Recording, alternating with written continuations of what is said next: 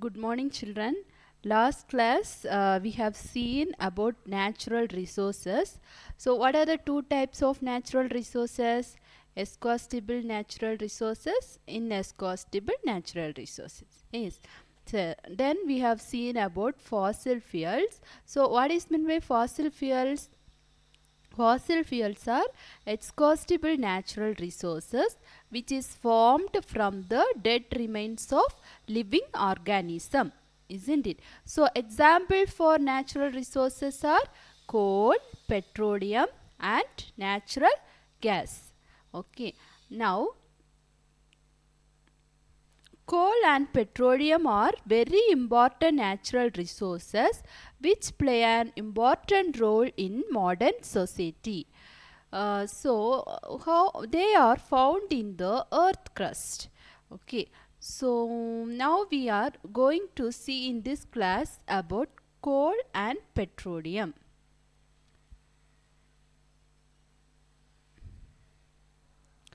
Coal is a fossil fuel that was formed by the decay of vegetation. How coal is formed? Okay, so there is a story about coal formation. So about 300 million years ago, the earth had dense forest in wetland areas. Okay, so in about 300 million ago, the earth had a dense forest. Due to natural process like flooding, these forests got buried under the soil. Okay, as more soil deposited over them, they were compressed and the temperature also rise, and these soil is compressed and they went deeper and deeper, and under the deep of the earth we know that there is a high pressure and high temperature, isn't it? So due to this high pressure and temperature, dead plants got slowly converted to coal. As coal contains mainly carbon, the slow process of conversion of dead vegetation into coal is called as carbonization. Okay, so the coal formation is called as carbonization as it contain more amount of carbon. Okay, so coal is a fossil fuel which is formed by the decay of vegetation. Okay, this is the story of coal, and it is a non-crystalline form of carbon. As I have already told, the coal contain large amount of large amount of carbon. So the process of formation of coal is called carbonization. It is a non-crystalline form of carbon. Now we can see uses of coal. What are the uses of coal? Coal is used as a fuel to cook food. It is used in railway engines to produce steam to run the engines. Okay, so it is used in railway engines to produce steam to run the engine. Coal is also used in thermal power plants to produce electricity. It is also used as a fuel in many industries. So these are some of the uses of coal. So what are the uses of coal? Coal is used as fuel to cook food. It is used in railway engines. It is used in thermal power plant. It is also used as a fuel in many industries. Now, when this coal is heated in air, coal burns and produce mainly carbon dioxide gas. Okay, so when coal is heated in the presence of air, it burns and produce carbon dioxide. And coal is processed in industry to get useful products such as coke, coal, tar and coal gas. Okay, so from the coal we can obtain useful products such as coke, coal tar and coal gas. Let us see briefly about all these useful products obtained from coal. First we can see about coke. So coke is a tough, porous and black substance. Okay, so it is a hard substance and it is a porous substance which is black in color, and coke is a pure form of carbon. It is obtained by heating soft coal in the absence or little supply of air. So how coke is obtained? Coke is obtained by heating coal in the absence or little supply of air. Then uses of coke. Coke is used in the manufacture of steel. Okay, so for the production of steel, coke is used, and it is also used to extract many metals from its ore, and coke is used as a fuel. Okay, so these are some of the uses of coke. So now we are going to see what is meant by destructive distillation. So the process of heating coal in the absence of air is called destructive distillation. Okay, so the process of heating coal in the absence of air is called destructive distillation. In this picture, you can see the apparatus which is used in the laboratory to heat the coal in the absence of air. Okay, so this is called destructive distillation apparatus. In this, the powdered coal is heated, and in the absence of air it is heated, and we can obtain the useful products like coal tar, coal gas, etc., which is collected in the water which contain ammoniacal liquor.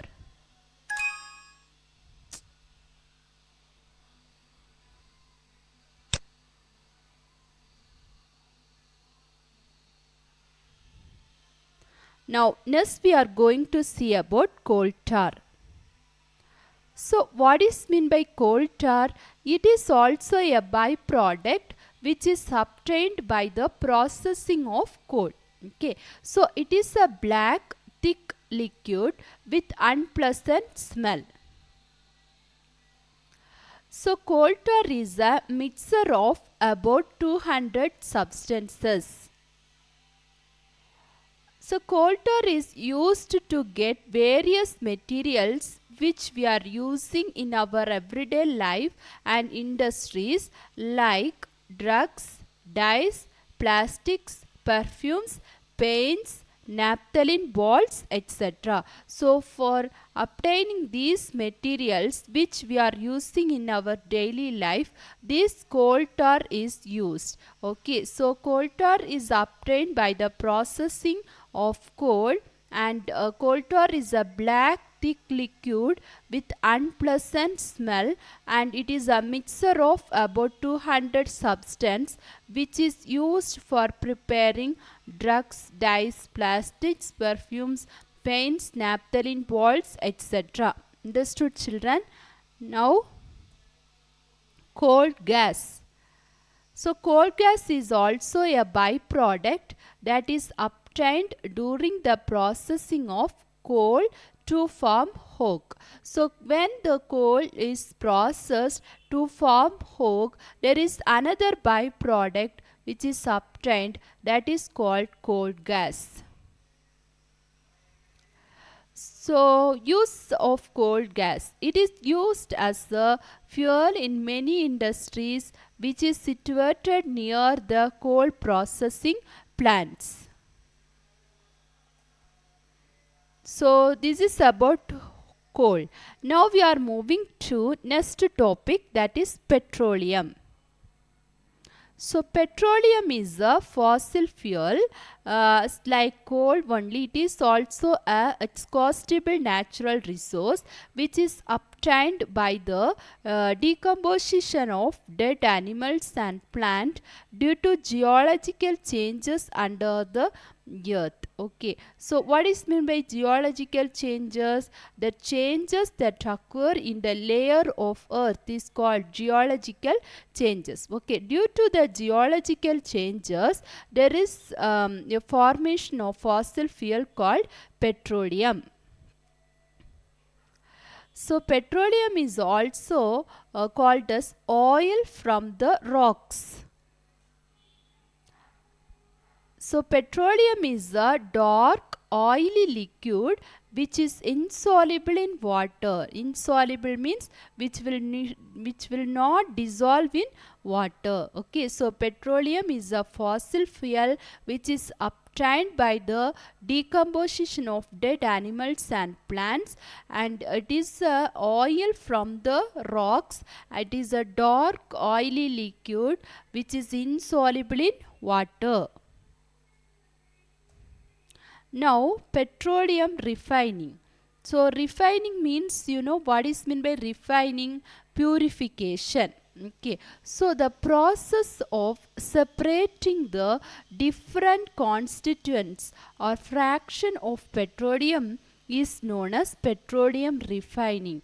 Okay, so petroleum contain many constituents, many components in it. So the process of separating the fraction of these petroleum products is known as petroleum refining. So in this picture you can see the petroleum well which contain the process which is separating the different fraction of petroleum in different layer of earth.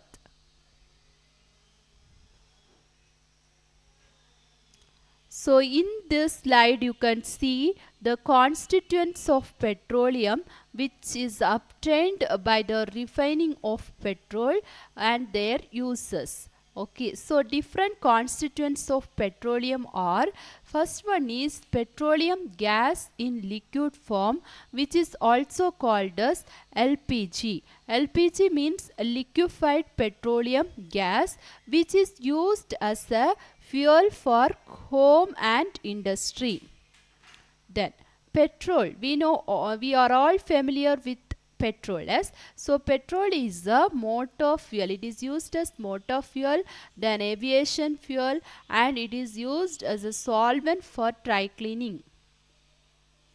Then kerosene. Kerosene also we all know it is used as a fuel for stoves, lamps, and for jet aircrafts.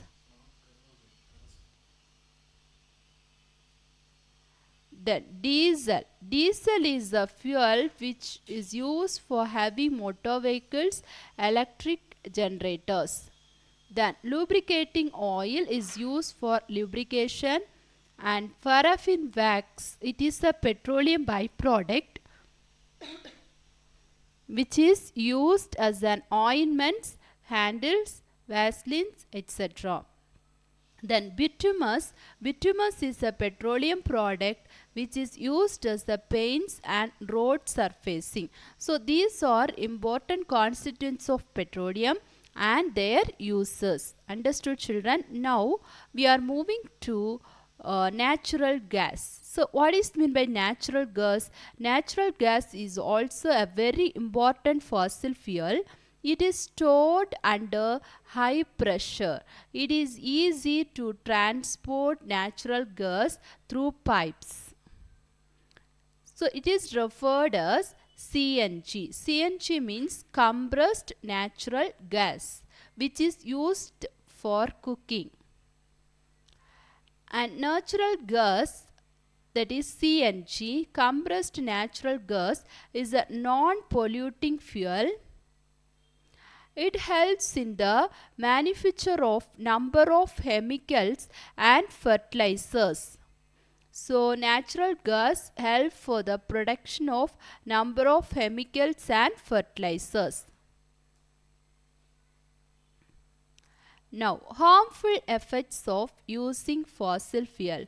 As the fossil fuels are used for many purposes, there are some of the harmful effect which is caused in environment due to fossil fuels. What are they? Let us see. So first thing is these fossil fuels, they can cause air pollution. So banning of fossil fuel will pollute the atmosphere and cause air pollution. They cause global warming. So banning of fossil fuel in the atmosphere not only pollute the air, it will also increase the temperature of the earth, which causes the ice to melt and the rise in the sea level. That is called global warming. Okay, so banning of fossil fuel in the presence of air, which causes increase in temperature, which result in melting of ice and rise in sea level, that is called global warming. And it is also exhaustible natural resources. So these natural resources can be used limitedly, because it will take millions of years for its formation. These are the some of the harmful effects of using fossil fuels. So fossil fuels can cause air pollution, they cause global warming, and they are exhaustible natural resources.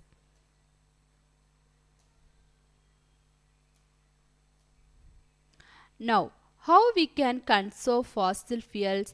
As we know that these natural resources, exhaustible natural resources, so there is a need for the conservation of fossil fuel. So how we can conserve?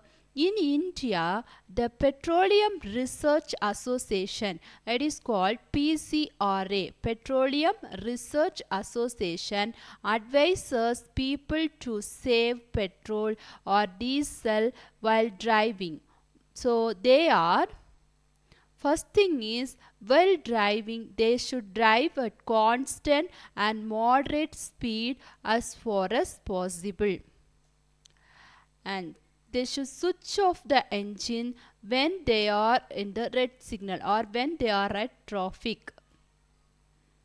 And they should ensure the correct tire pressure in the vehicle, and they should maintain the vehicle properly. So these are the some of the advices given for the people by Petroleum Research Association to save petrol and diesel. So what are they?